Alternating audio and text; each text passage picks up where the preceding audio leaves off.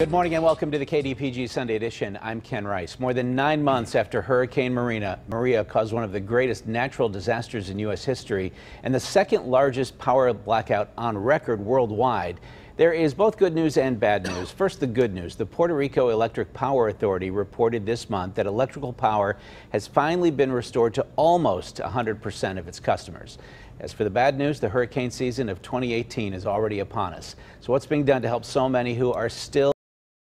That's our topic this morning on the KDPG Sunday Edition. A little later, we'll meet Fred Ramos of Highmark Health, a native of Puerto Rico who's been a key part of relief efforts from Pittsburgh.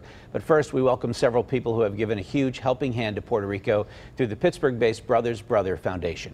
Luke Hinkson is president of that nonprofit organization. Ron Alvarado is past chair of the Pittsburgh Metropolitan Area Hispanic Chamber of Commerce. And Raul Rodriguez is president of Luis Garaton, a Puerto Rico-based distributor of healthcare products, consumer goods, and logistical services. David Shribben from the Post-Gazette joins us. Nice to have you here. Gentlemen, welcome. Thank you. And we need to explain, for people who may not be aware of the very significant role Pittsburgh has played in providing relief supplies to the people of Puerto Rico. Luke, let me start with you. Where did this Pittsburgh to Puerto Rico connection begin? How did it begin? Well, it began with a call from Ron Alvarado, who's next to me right now. Because of his family interest in Puerto Rico, ancestral interest in Puerto Rico, what can we do together? It was a horrific island-wide destruction, part of the United States, and that's important. Puerto Rico is part of the United States, 3 million U.S. citizens under great duress. We received the call from Ron. We got the call from the pirates who were working because of connections with the pirate players in Puerto Rico. Can we all work together to deliver? That was the key. Can we deliver what they need? And they needed water and food and other items. So we agreed to work together. The pirates did the heavy lifting first. They did the pioneering work, got us in touch with Raul Rodriguez and his company and companies who handled the distribution of literally over 1.5 million pounds of donated goods generated or shipped by the people of Pittsburgh. So they're a lot of common effort. There may be a lot of major league teams with players from Puerto Rico, but I don't know that anyone can claim to have done what the Pirates have done for Puerto Rico. Ron, what's your sense of how that momentum got going? Well, I think so. It's about the legend of 21, right? In fact, I called Luke the morning of September 21st, so we have that 21. And the rest is history, as they say, but certainly the efforts of Pittsburghers, when we saw the videos and pictures of folks delivering merchandise and aid to the ballpark in front of the Clemente statue, and all of the references that were made to Clemente, even by young children. In fact, there's some drawings at Luke's office at Brothers Brother where kids were referencing Roberto Clemente. So we know that Roberto Clemente was a hero, and he died doing the work that we wound up doing. So it was an honor, and if not for the pirates, so when I think about it, the pirates were like the Marines in Guadalcanal. And had it not been for Raul Rodriguez's team on the other side, this would not have worked as easily, because we started this effort around October 5th, where there was still chaos. So literally the pirates plane landed sometime Thursday afternoon. This gentleman and his team stayed up all night sorting, and that merchandise and aid was delivered the following morning. And this was nonstop. And to this day, last week, we had shipments, we meaning now I'm part of Brothers Brother, I'm on their board. We had shipments going to Vieques, the island of Vieques, yeah, which was hit twice directly, first by Irma and then Maria. And so we've been doing this work now for months, and we still need to keep going. Well, tell us about your company and your distribution procedures and how you mobilize to do this. Well, we have a logistics organization, right. So we distribute all over the island, and we distribute to Vieques, Culebras, and to a couple of the other islands around Puerto Rico. So that expertise we have. Not the same thing with a hurricane. Right. It's a complete different ballgame, you know. But we received a call from Joey Cora, I am a very good friend of Alex Cora. From These are baseball coaches and managers. Right? Those are baseball coaches and managers. And Joey called me and said, look, we want to do everything with you guys. We need help. And I'd say that the help was fast. Right. Time was of essence. Yeah. And I say time was of essence because of the need immediately right after.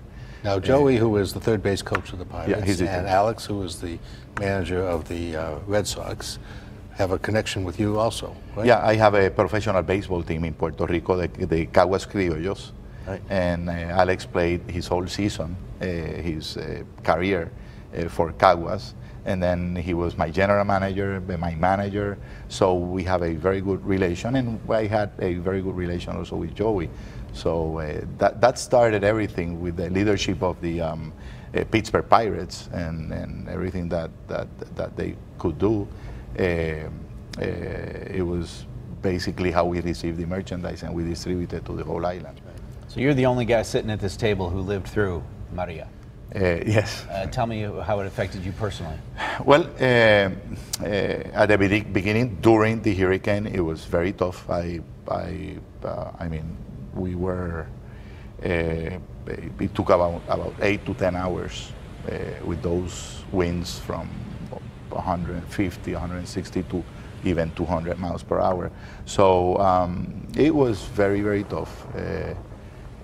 In certain occasions, you thought that the windows were going to, and the shuttles were going to be destroyed.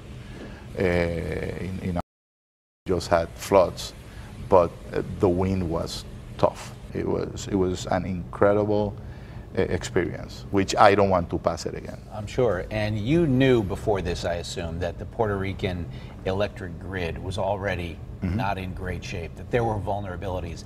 As the storm was hitting, I'm wondering, were you thinking this is going to be a devastating thing for us to recover from? Definitely. I know it was going to be most probably the hurricane that would affect Puerto Rico the most, at least in my time. So we knew that it was going to be very tough. But during that hurricane time, we didn't know anything because we had no water. I mean, no light. We had no TV, no radio. I mean, it was tough to see what was really happening, except what was your experience in your house. And Ron, here you are in Pittsburgh, and your mother is in Puerto Rico, and you can't get a hold of her, and she's ailing. Yeah, so my mother was in poor health, and one of the challenges, and you mentioned it, Ken, so one of the issues that I was aware of is it's not just a hurricane, it's the aftermath because of the fragile grid. But you know, when Irma hit, fortunately, my mother was okay. When she says, "Estamos cocinando," I know they were good. That means we were cooking, right? Maria, after Maria, there was no communication. We didn't know where she was. We thought she'd been evacuated to a shelter. It was very, very difficult. I think I finally reached her on October 2nd. So for that time, and I tried to make it to Puerto Rico. There was no commercial traffic. 2 flights were canceled.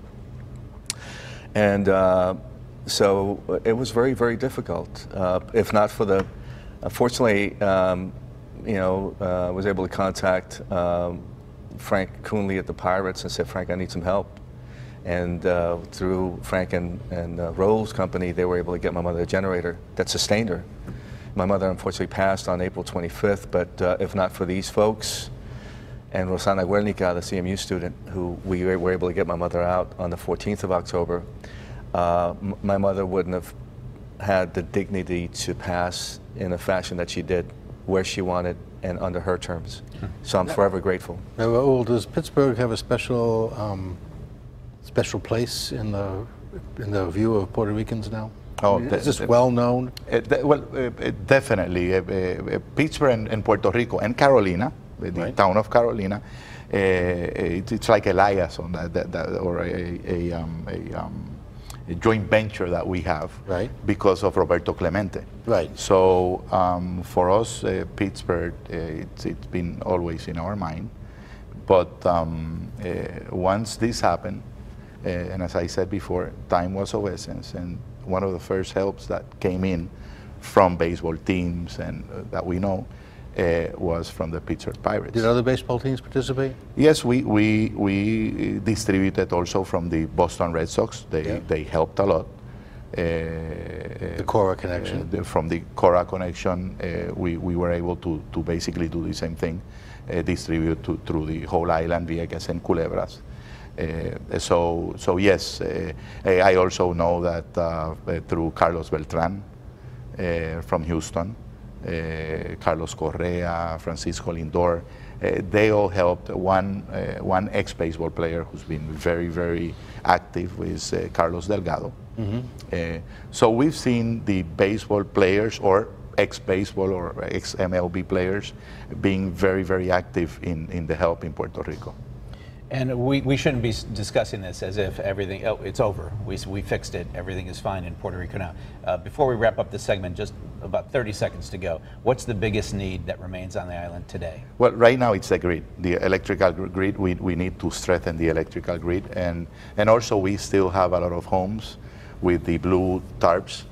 So now if a small hurricane comes in, it's going to be tough because you have still a lot of ceilings with those blue tarps. So I think the electricity, the strengthening of the electricity and the help to the needed people regarding the housing, I think that's very important. In our case, we are helping a lot with generators.